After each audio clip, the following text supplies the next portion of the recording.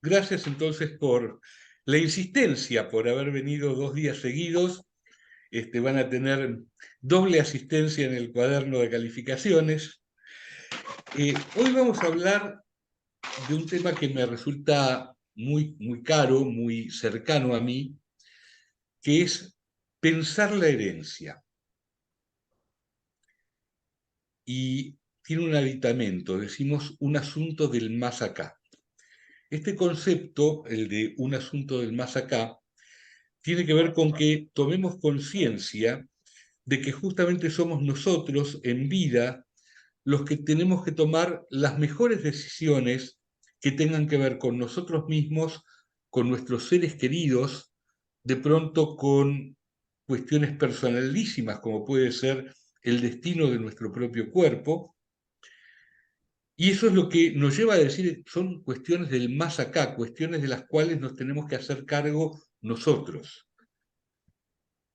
Y pensar la herencia, y ese título, que es el título de mi primer libro, tiene que ver con algo que es una historia real que me ocurrió una vez estando de vacaciones en Brasil.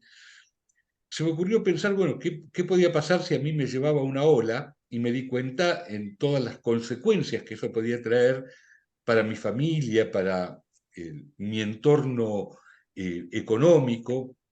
Y entonces, por suerte, yo estaba en un hotel donde había varios abogados conocidos. Entonces dije, bueno, seguramente esto es casa de herrero, cuchillo de palo, porque como yo me dedico a estos temas que tienen que ver con las sucesiones, seguramente, bueno, yo no me ocupé de algo que me tendría que haber ocupado. Pero, para mi sorpresa, ninguno de los abogados que estaban en ese hotel había tomado ninguna clase de previsión. Y como síntesis de esta especie de mini encuesta que yo había hecho, una gran amiga se acercó y me dijo, Leo, lo que pasa es que de este tema ni se piensa ni se habla. Y eso, el hecho de que de esto no se habla y de esto no se piensa, me llevó al desafío de escribir Pensar la herencia. Y con Pensar la herencia, y con todo lo que implicó documentarme para escribir el libro, dimos nacimiento a la planificación sucesoria, que hoy es una práctica que está establecida, es una práctica autónoma, que no forma parte solamente del derecho sucesorio, sino que es una práctica interdisciplinaria que tiene aplicaciones varias, algunas de ellas en las empresas de familia. Y yo había terminado el primer borrador de mi libro de Pensar la herencia, y me invitan a una peña muy particular porque había poetas y uno de los poetas era un cubano, su nombre Eduardo Martí. Y Eduardo recitó un poema de su autoría que dice lo siguiente: yo, omnipotente, poderoso y vasto, vivo, camino, hablo y respiro porque quiero. Y porque quiero veo las cosas de uno u otro modo, y vuelo con alas azules, blancas o negras, porque quiero. Y veo el sol en todas sus dimensiones, porque quiero. Y luego lo veo cúbico y verde, porque quiero. Y le pido que se vaya y el sol se va. Y todo porque quiero. Pero yo, omnipotente, poderoso y vasto, no quiero morir y muero. Este poema se llama Omnipotencia. Y cuando lo escuché por primera vez, le pedí al autor que me permitiera incorporarlo a Pensar la herencia, porque de inmediato sentí que era el mejor prefacio para ese libro. Porque en realidad, si algo impide pensar la herencia, es la omnipotencia. Si creemos que todo lo podemos resolver, si creemos que todo va a salir como nosotros creemos que va a salir, entonces no tenemos nada que planificar. Entonces no tenemos que pensar ninguna situación. Total, todo se va a arreglar de acuerdo como nosotros lo pensamos. Creo que la situación de ayer, con todo lo que me pasó con este vuelo desde Paraguay, que terminó en que tuviéramos que cancelar nuestro encuentro, es una demostración de cómo uno no puede controlar todos los factores. El avión llegó antes de tiempo, logré pasar migraciones exitosamente, pero se complicó la ruta hasta mi casa y no pude llegar para hacer el Zoom. ¿Tá?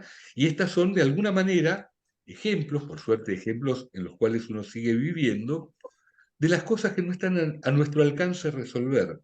Y cómo, por lo tanto, de lo que se trata es de salir de la omnipotencia para poder identificar cuáles son los riesgos y ver la manera de paliar esos riesgos y de que las cosas estén, yo diría, lo mejor administradas que resulte posible. Entonces, en base a todo esto, como introducción, vamos a hacer una presentación un poco para fijar algunos conceptos. Decía Benjamin Franklin, nada es seguro en esta vida salvo la muerte y los impuestos. La planificación sucesoria, básicamente, y esta es la definición más sintética que conozco y creo que es muy adecuada, es tomar los asuntos de la vida teniendo en cuenta la posibilidad del retiro y la certeza de la muerte. Es decir, que en el mejor de los casos, una persona va a poder retirarse y en algún momento va a morir. La muerte es algo que indefectiblemente va a ocurrir. Pero eso, el hecho de retirarse, es apenas una posibilidad. Lo único cierto es la muerte. Y esta conciencia de lo que estoy planteando, es lo que nos va a permitir tomar determinado tipo de resoluciones que tienen que ver con las contingencias. Y en general las contingencias están ligadas a vivir menos tiempo del esperado o a veces en esta realidad de largas longevidades, vivir mucho más tiempo del esperado, con todas las consecuencias financieras, sociales que esto puede traer para cada persona. Y recién dije cada persona porque todavía no habíamos introducido este concepto, el concepto de heredante.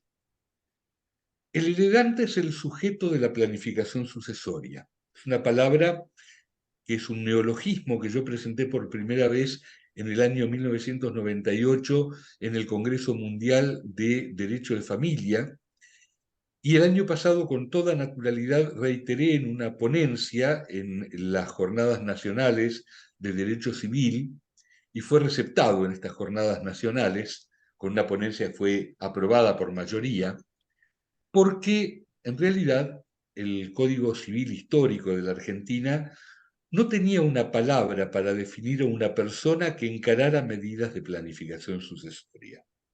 Entonces, en algún lugar el código habla del donante, el que dona su patrimonio. En otra parte habla del testador, el que hace un testamento.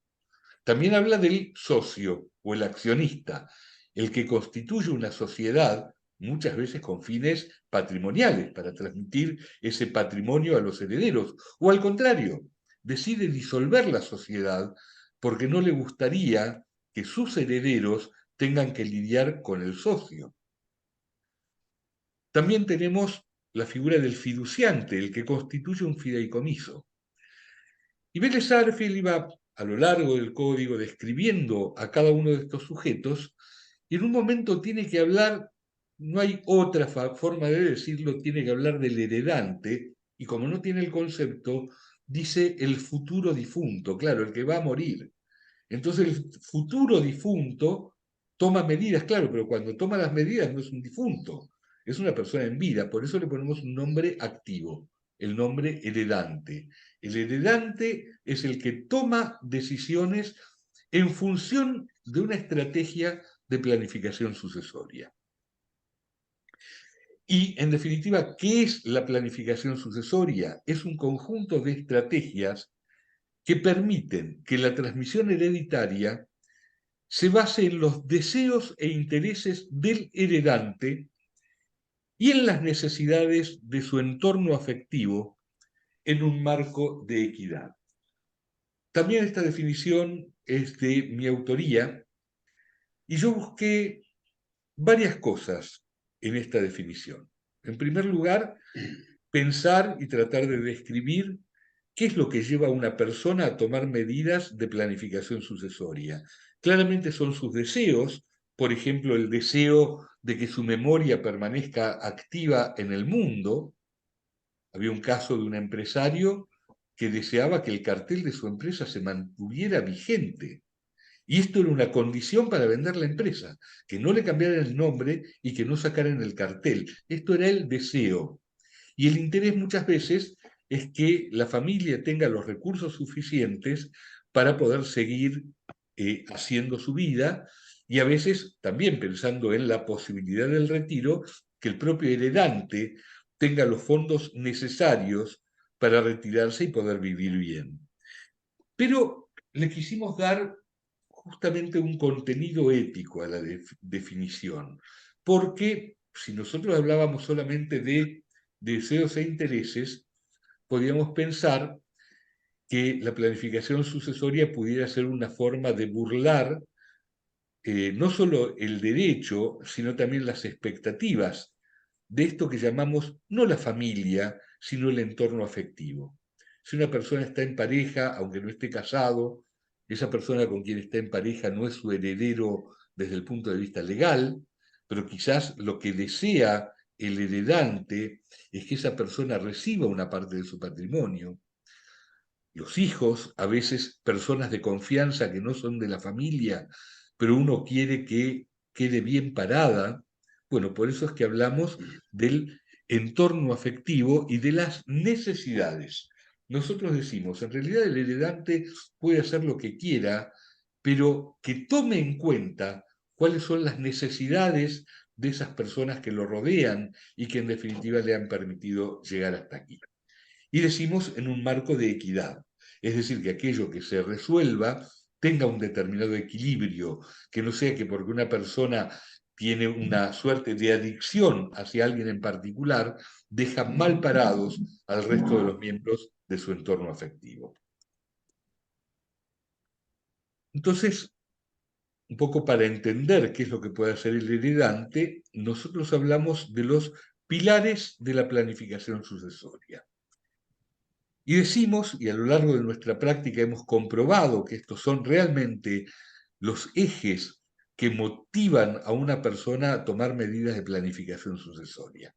Por un lado, la protección, luego la armonía, la proyección y la trascendencia.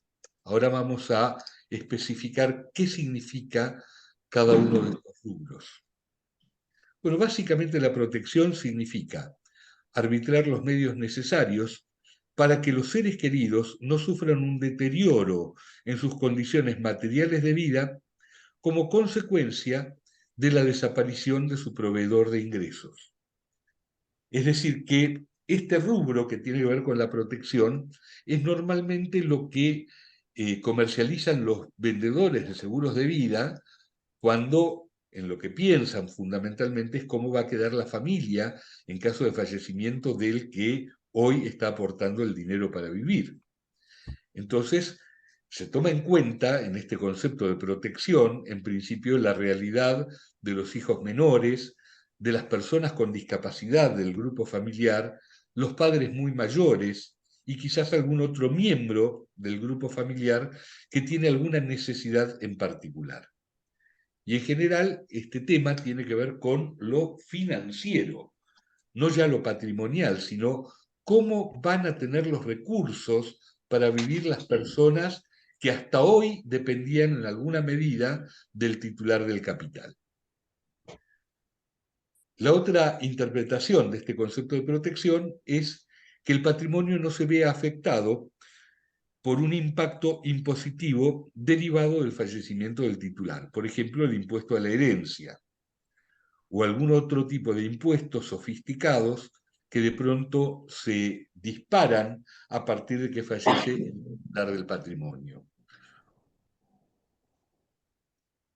La armonía tiene que ver con definir los principios éticos del heredante, que en general se fundan en mantener la igualdad entre los hijos, propender a la equidad, tendiendo a compensar situaciones de diferencia.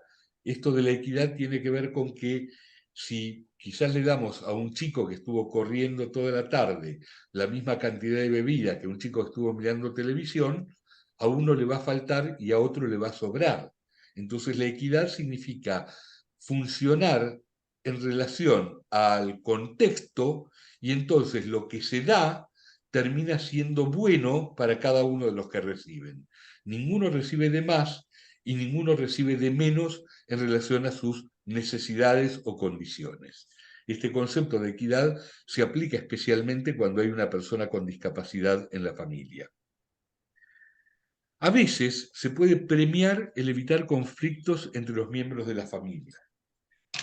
Este concepto que permite, por ejemplo, establecer en el testamento que todos los hijos van a recibir por igual, pero que si alguno cuestionara el texto y el sentido del testamento, la parte disponible va a ser para premiar a todos aquellos que no lo cuestionen.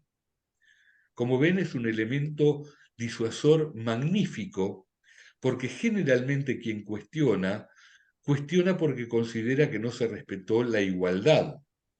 Y entonces mete al resto de la familia en un juicio, que muchas veces puede ser carísimo, para lograr la igualdad. Y a través de una cláusula de esta naturaleza, lo que está diciendo el heredante es: olvídate de la igualdad. Si no estás de acuerdo con lo que yo digo, en realidad, hacer un juicio y cuestionar mis definiciones te puede costar más caro y puedes terminar mucho más lejos de la igualdad que si no hicieras nada.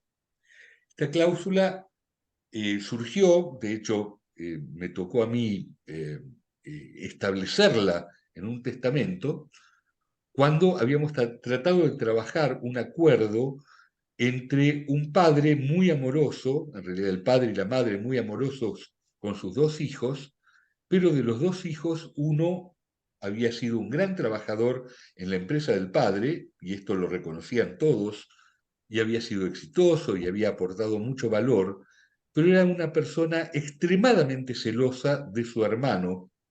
Entonces lo que pretendía como premio era excesivo.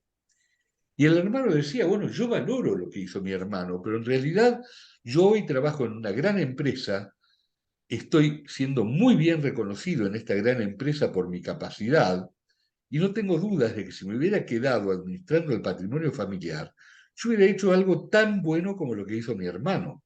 Entonces, sí estoy de acuerdo a reconocerle algo, pero no que me ponga en una situación casi de desheredación, de hermano no reconocido.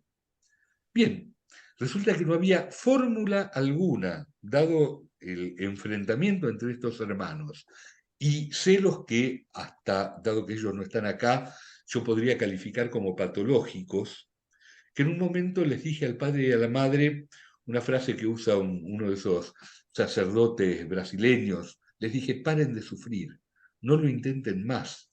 Ustedes se angustian cada vez que uno de sus hijos no va a una fiesta familiar, y no va a una fiesta familiar justamente porque le quiere mostrar su desagrado con cómo se está negociando este tema de la planificación sucesoria. Paren de sufrir, no lo intenten más. Hagan lo que quieran hacer a través de un testamento y simplemente les informan a los dos hijos que ustedes ya tomaron una resolución y que lo único que quieren es que cuando los hijos se enteren de la resolución sea respetada, porque ustedes lo hicieron con amor y con raciocinio. Pero bajo ningún concepto les cuenten a los hijos lo que hicieron. Y esta fue la manera como actuaron estos padres.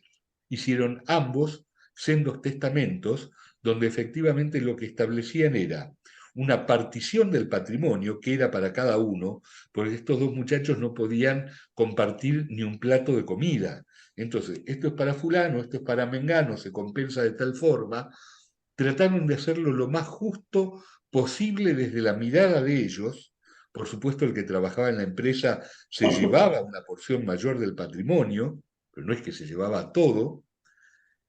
y en una cláusula establecieron que en caso de que alguno de los dos hermanos cuestionara el texto del testamento, automáticamente todo se tenía que volver a repartir porque la parte disponible quedaba a favor del hermano que no cuestionara el testamento.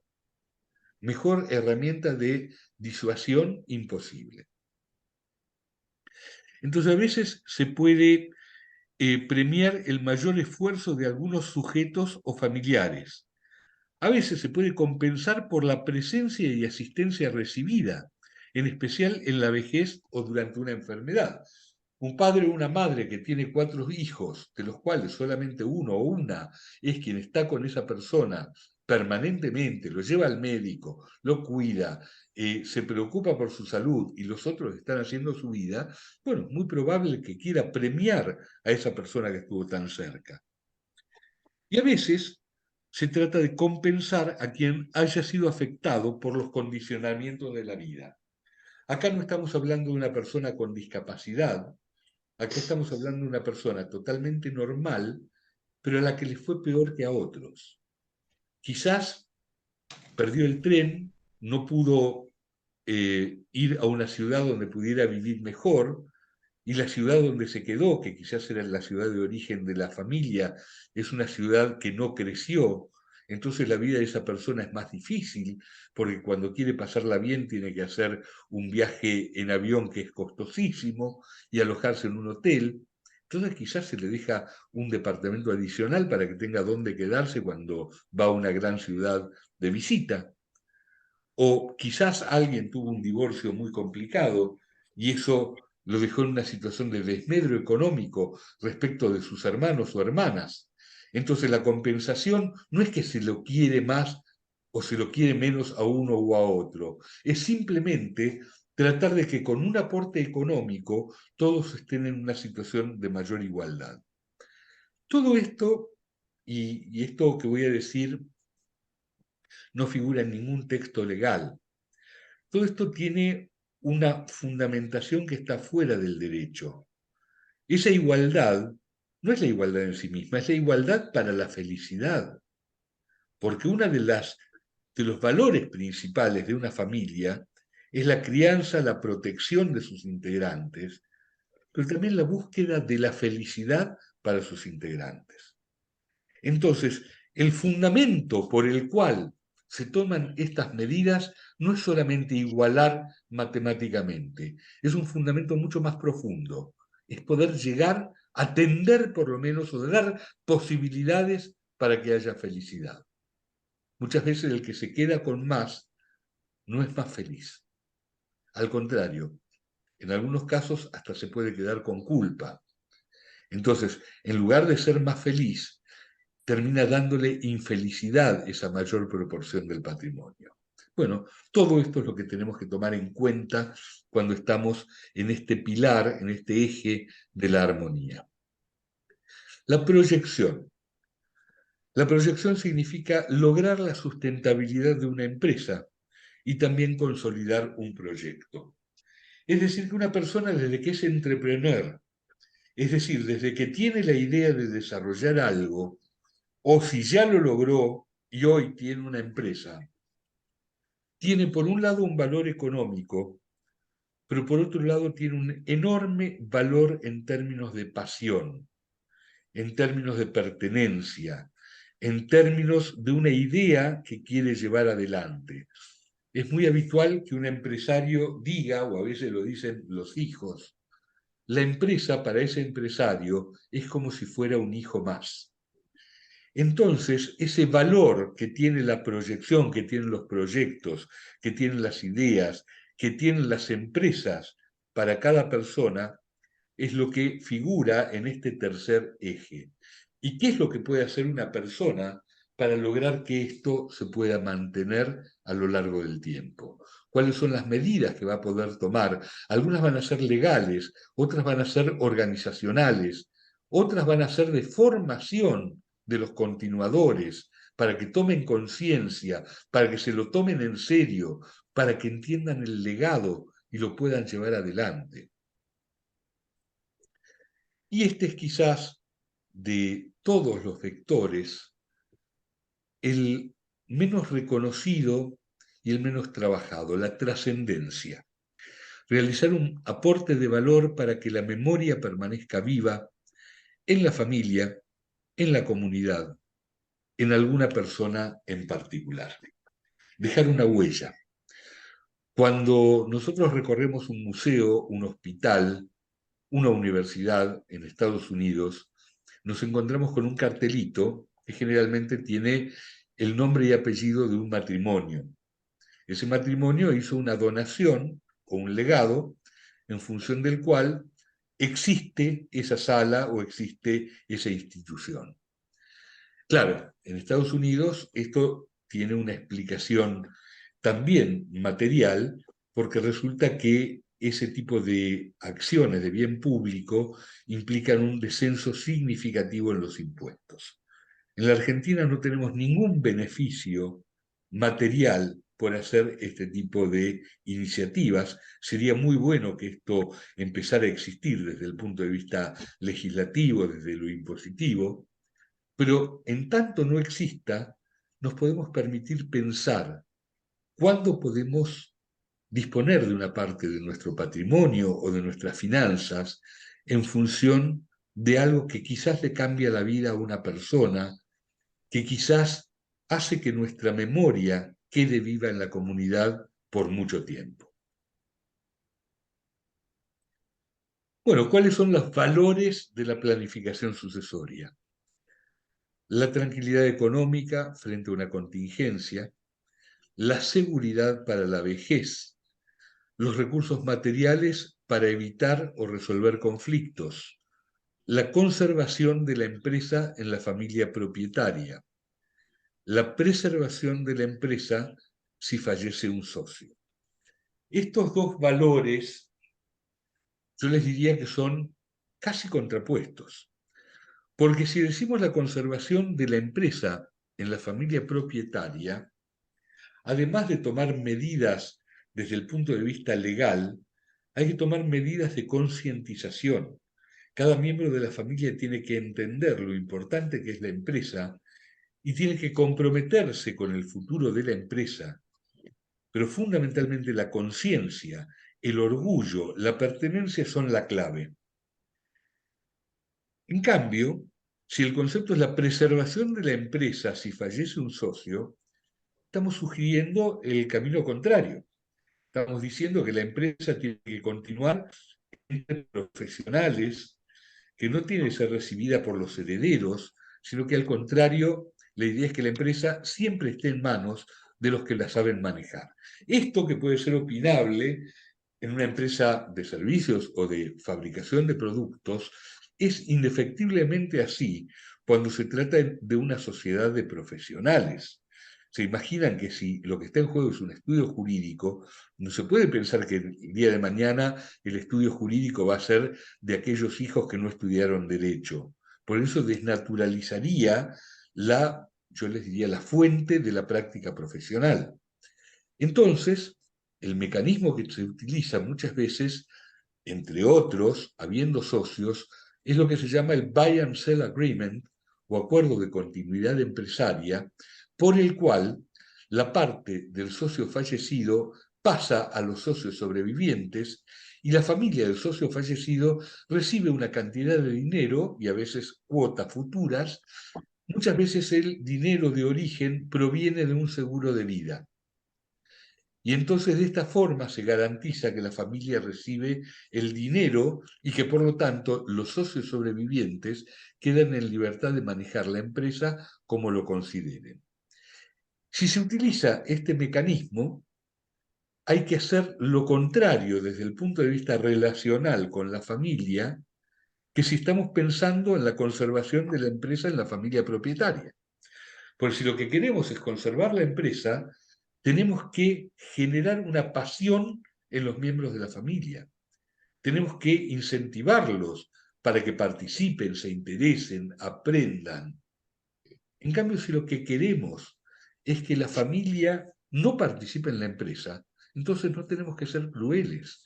no tenemos que mostrarles que ese es un camino para su desarrollo personal, sino todo lo contrario, decirle, mirá, vos vas a hacer tu desarrollo personal por vos mismo, con los proyectos que vos tengas, y no confundamos eso con lo que significa la empresa, que la empresa para la familia del socio fallecido es ni más ni menos que una cantidad de dinero.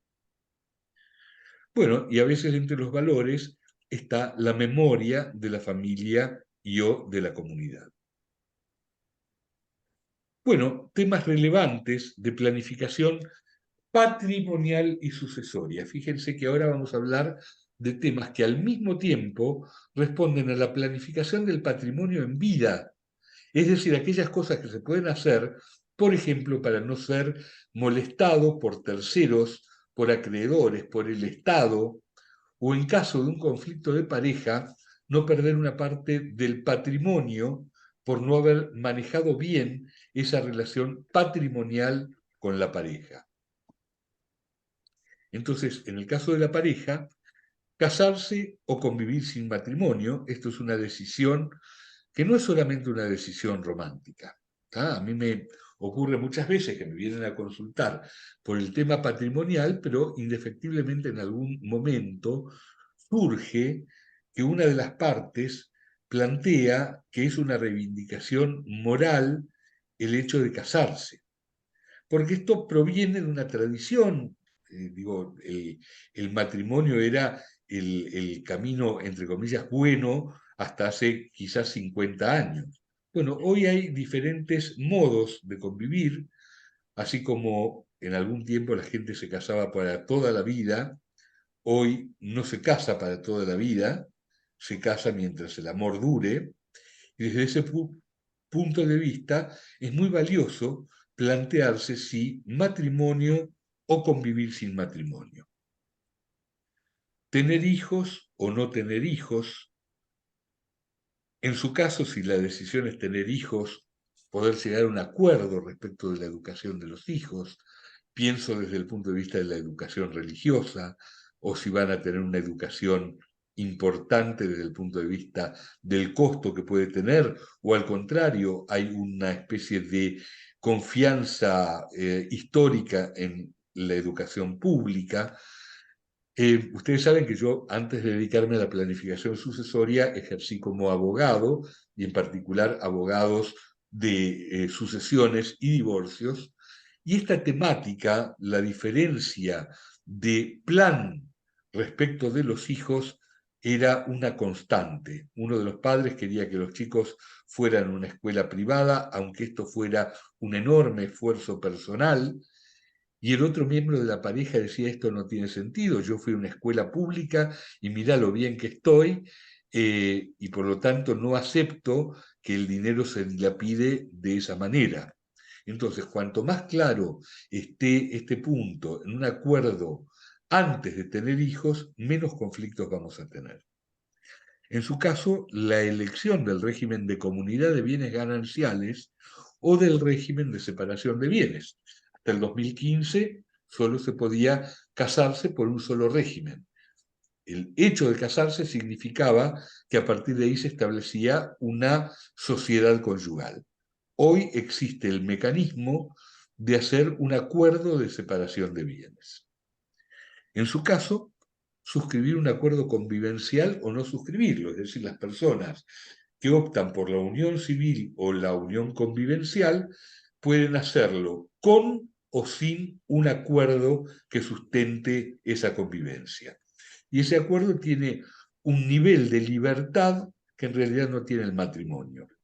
Resulta que las convenciones prematrimoniales o en los acuerdos matrimoniales uno puede elegir el régimen de sociedad conyugal o el régimen de separación de bienes, nada más.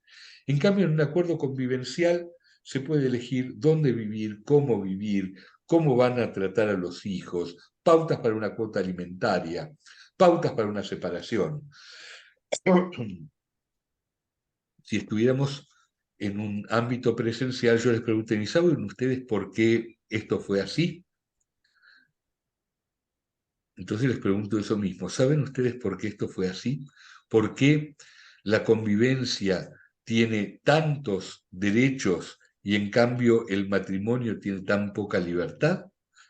¿Alguien sabe la respuesta?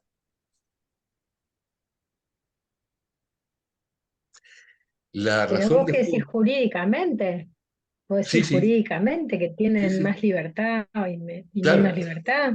o sea, jurídicamente resulta que si se hace una convención entre cónyuges, esa convención lo único que puede Sí. contener, lo dice la ley, es si van a aplicar el régimen de bienes gananciales o van a aplicar el régimen de separación de bienes. En cambio, el acuerdo convivencial tiene absoluta libertad de contenido, se puede poner lo que a uno se le antoje. Entonces la pregunta es ¿por qué esta diferencia? Bueno, la hago corta, Sí, porque sí.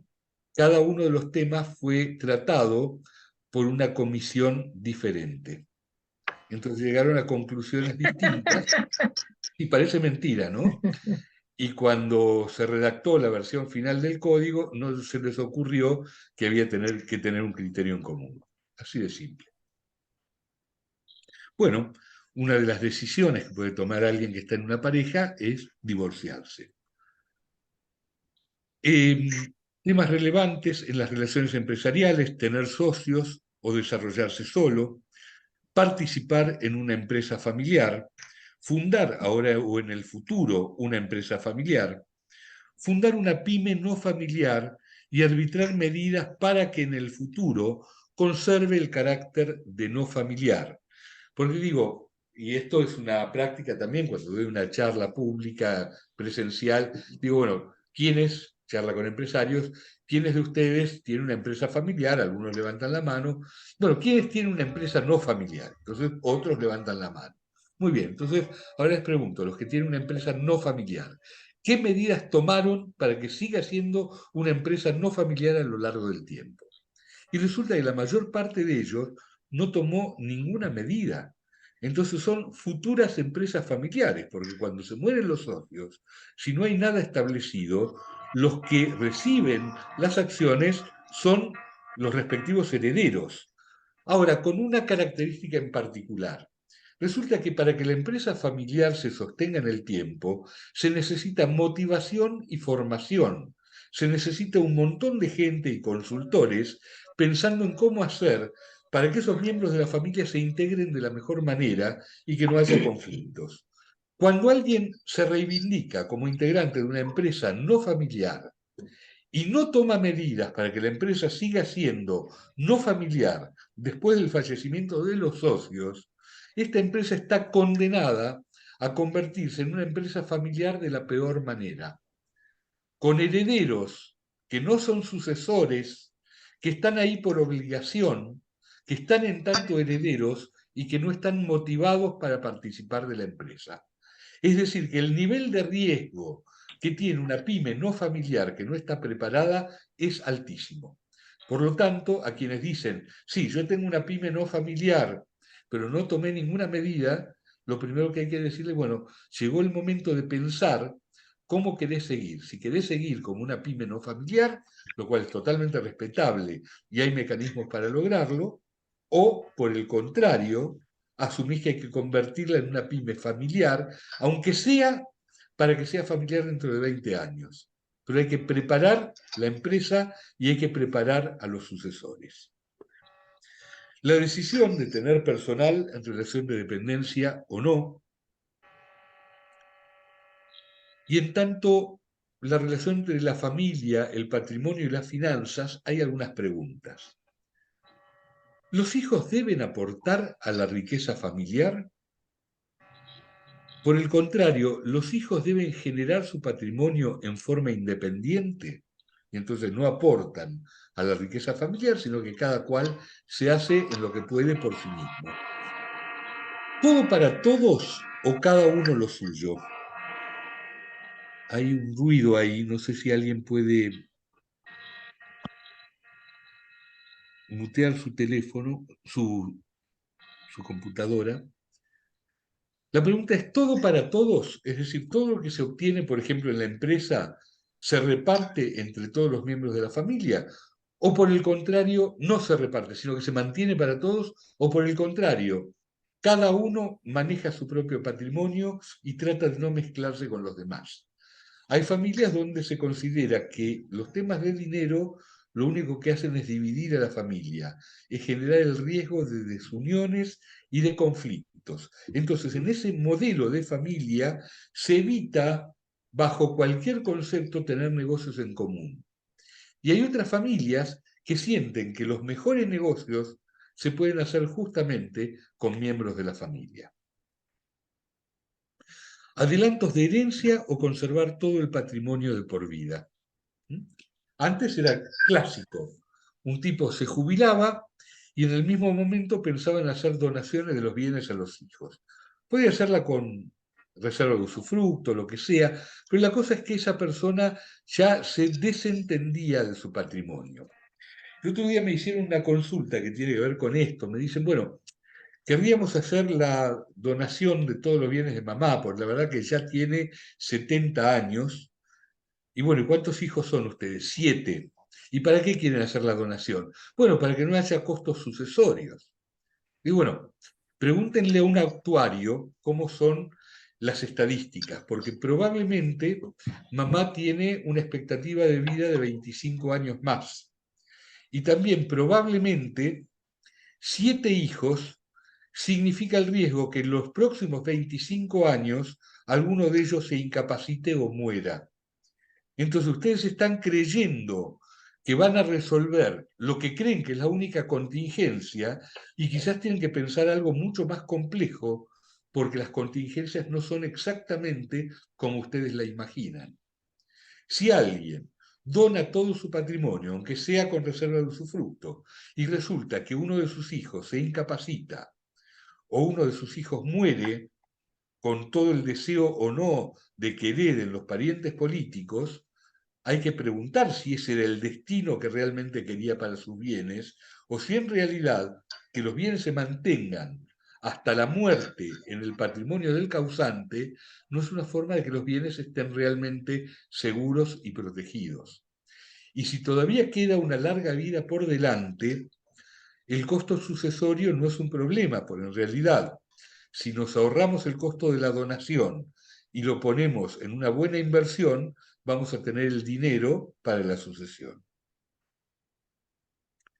Distribuciones sincrónicas o asincrónicas. Esto significa, ¿tenemos que distribuir a todos los hijos al mismo tiempo? ¿O podemos darle primero a uno que tiene una necesidad mayor? Esto lo dejamos anotado, después le damos al otro. Bueno, les cuento, la ley permite absolutamente las distribuciones asincrónicas.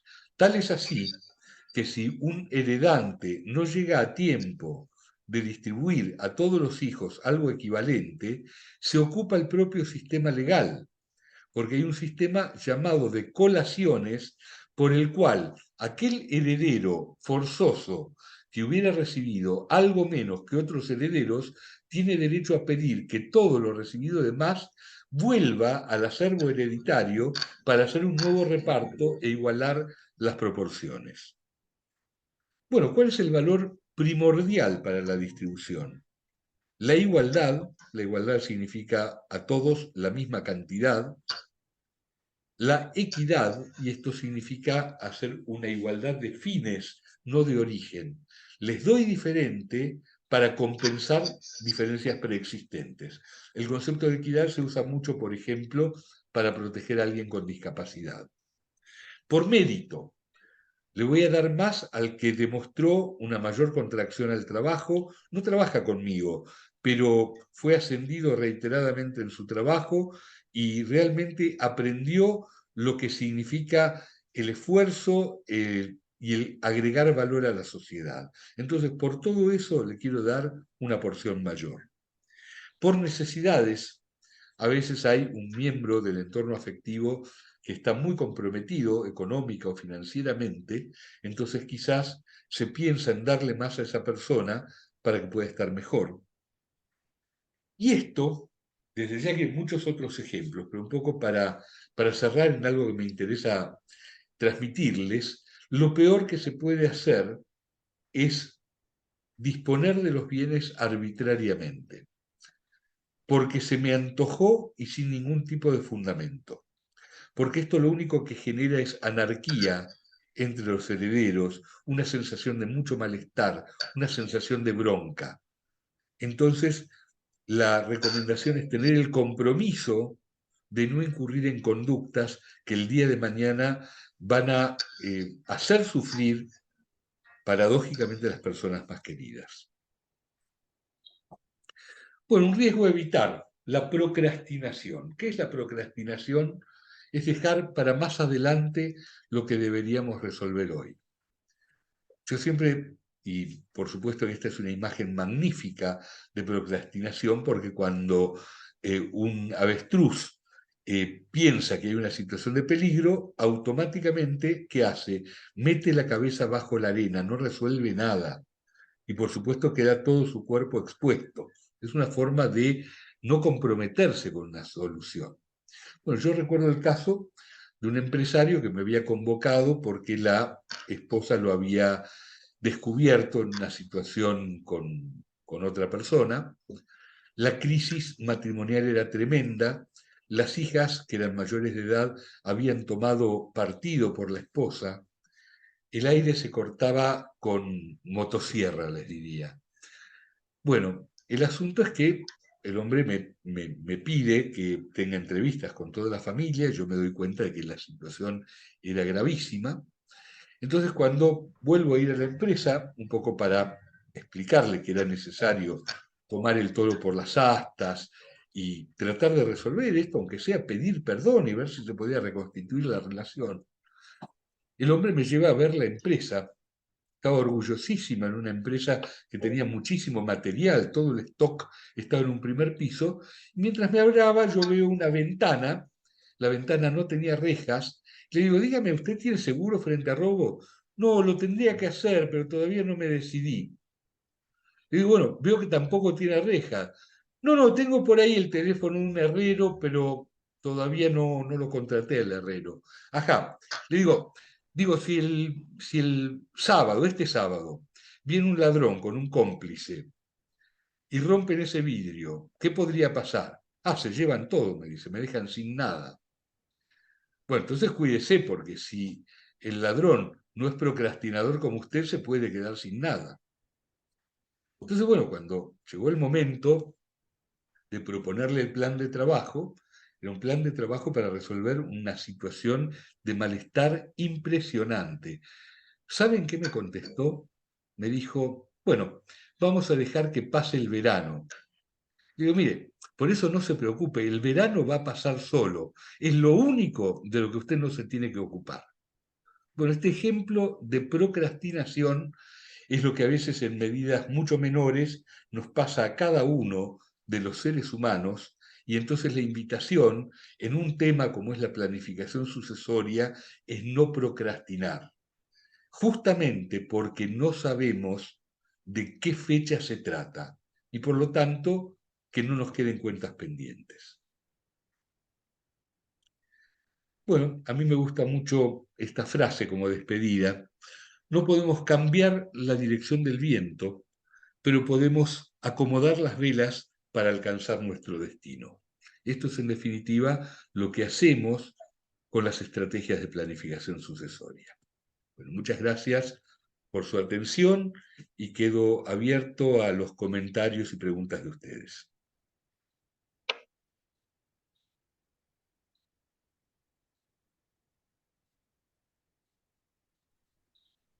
Buenísima la charla.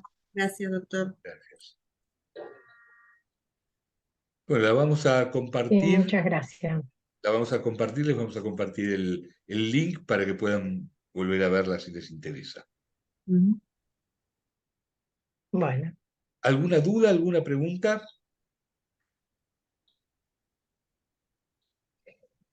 no, yo Bueno, a veces me quedé pensando, porque bueno, justamente cuando usted hablaba pensaba en las SRL, ¿no? Y que tantas veces tiene justamente esa cláusula para incorporar automáticamente a los herederos en estas empresas no ujú, familiares, digamos que, exactamente. bueno.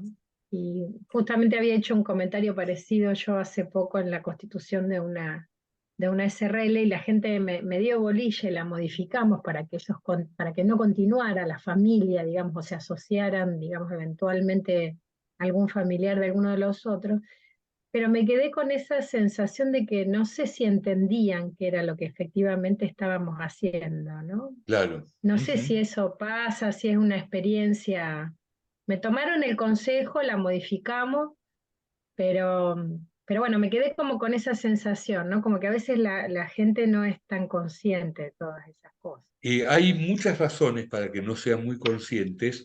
Una de ellas es que hay una serie de herramientas que hoy se pueden usar, pero que están vigentes recién desde el 2015. Es decir, que hace Mm. apenas 8 años que podemos usar esas herramientas. Entonces, por un lado, los profesionales más antiguos no las conocen porque no se actualizaron, eh, y desde ya que la gente confía muchas veces en algún profesional que tuvo de toda la vida, entonces se pierde la posibilidad de revisar determinado tipo de pautas. Em, por lo tanto, el hecho de poder pensar cada situación y ver cuál es la solución para esa situación en particular es el mejor aporte que les podemos dar a nuestros consultantes. Yo tuve una oportunidad, una situación en la cual a toda costa yo quería armar una sociedad. En realidad a mí por mi formación, dado que hoy no hay diferencias impositivas entre una SRL y una SA, SRL, una a mí me SA. gustan mucho Mm. más las SA, pero bueno, yo aceptaba que si querían una SRL, pero no entendía por qué tenían una serie de sociedades unipersonales. Y ellos le tenían mucha confianza a su equipo de consultores, de contadores. Entonces dije, bueno, quisiera tener una entrevista con los contadores. Y los contadores fueron muy honestos y muy abiertos. Cuando yo les expliqué todo, ellos asentían a todo lo que yo decía, pero su respuesta fue, ¿saben una cosa? Nosotros estamos en una ciudad chica y nosotros nos dedicamos a enanismo fiscal. O sea, nuestro argumento de venta frente a los clientes es que le vamos a hacer pagar pocos impuestos. Entonces, lo que nosotros le hemos recomendado a esta gente es el mejor mecanismo para que no los agarren nunca, para que no tengan inspecciones, para que paguen pocos impuestos. Ahora, usted tiene razón en que aquí hay dificultades para que ellos crezcan.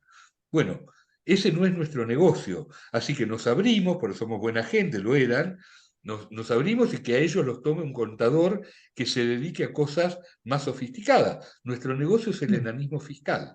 ¿Ah? Estoy muy agradecido de lo claros que fueron en la explicación, ¿no? Sí, eso pasa un montón de veces. Leonardo, bueno, muchas Sí. gracias por la charla.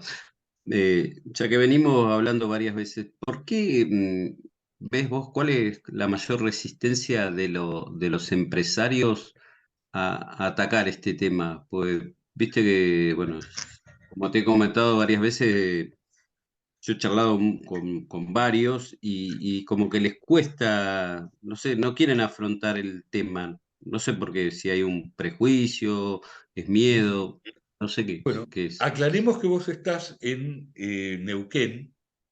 Neuquén es una provincia joven donde hay muchas empresas de socios por todo lo que implicó YPF, y entonces se armaron empresas de socios, algunas de ellas muy poderosas, eh, que por lo que yo pude ver las veces que estuve en Neuquén, no hay una conciencia cultural respecto de determinado tipo de cuestiones. Son muchos de ellos de primera generación, es decir, que no tienen ni siquiera una historia social de la transferencia y del pacto entre generaciones. Y creo que ese punto es un elemento muy significativo para la resistencia de la que estás hablando, porque en realidad, frente a la pregunta que haces, si otros fueran de la provincia de Santa Fe o muchas veces del Gran Buenos Aires, quizás te replicarían, no sé de qué estás hablando, porque hay otros lugares donde esa resistencia hoy no está. Está en todo caso en los muy mayores, los que tienen hoy arriba de 80 años, no sé por qué les digo muy mayores, pero una forma de decir, este, Y quizás en ello sí hay una resistencia en el sentido de este no es un problema mío, que se ocupen los demás, pero la gente de 75 años para abajo es muy consciente de todos estos temas y en todo caso quizás no llegó su momento de trabajarlo, pero frente a cualquier contingencia terminan yendo a la consulta. Entonces, mi conclusión es que es un tema cultural donde seguramente para que cambie esta actitud va a ser necesario hacer muchas presentaciones. Sé que en este mes de noviembre el IADEF está haciendo 2 conferencias en Neuquén, cosa que me parece muy positivo porque esto es parte de lo que va a ayudar a que la planificación sucesoria sea parte de la cultura. Ah, claro. Gracias. Cuando yo empecé con la planificación sucesoria en el año 95 y traté de hacer los primeros pasos en el tema, lo que ocurría, miren qué interesante, la gente en general no venía a consultar por planificación sucesoria, venía con un problema en particular y de ahí surgía que había que hacer una planificación sucesoria.